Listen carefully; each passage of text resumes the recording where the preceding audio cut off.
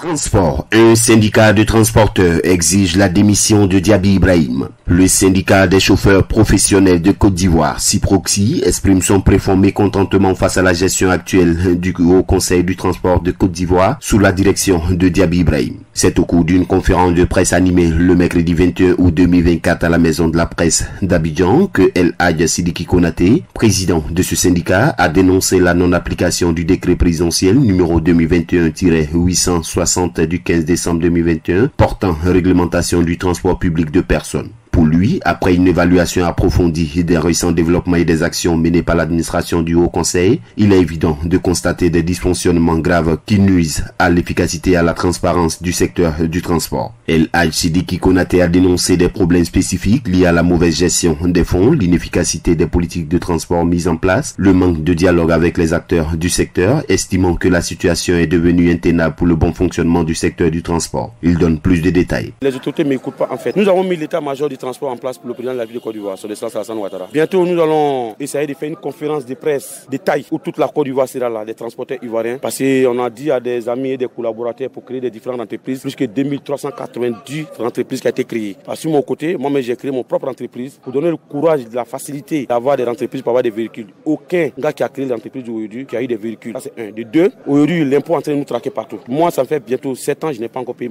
mes impôts parce que je n'ai pas eu de marché, je n'ai pas eu de véhicules. Et le travail des syndicalistes que nous faisons, le monde sait très bien qu'un syndicat n'est pas subventionné. Il faut que M. Diaby démissionne parce qu'il n'est pas à la hauteur, il n'est pas à l'écoute des transporteurs ivoiriens. Il est en train d'enterrer le transport par un autre profit. Il faut que nous faisions des enquêtes pour savoir pourquoi, avec machine de l'État, nous ne pouvons pas rééquilibrer et assainir ce secteur. Le secteur même a des problèmes. Le secteur, parce que nous sommes courageux et puis nous aimons le président de la République de Côte d'Ivoire. Donc le secteur du transport en terre, je vous dis ça clairement. Le président du Ciproxi estime qu'il est temps d'assainir le milieu. Il invite les voitures de transport avec chauffeurs, communément appelés VTC, à respecter leur cahier des charges. Il projette d'œuvrer eux-mêmes à l'assainissement du milieu, peu importe le soutien des autorités ou non. Tout en remerciant le chef de l'État ivoirien pour le décret, le ministère du Transport pour avoir appelé au respect de ce décret, félicitant la mutuelle d'assurance des taxis-compteurs d'Abidjan Matka pour les dispositions qui permettent aux taxis-compteurs d'atténuer les difficultés, le Ciproxi a invité propriétaires et chauffeurs de taxi à l'Union pour lutter contre la concurrence déloyale.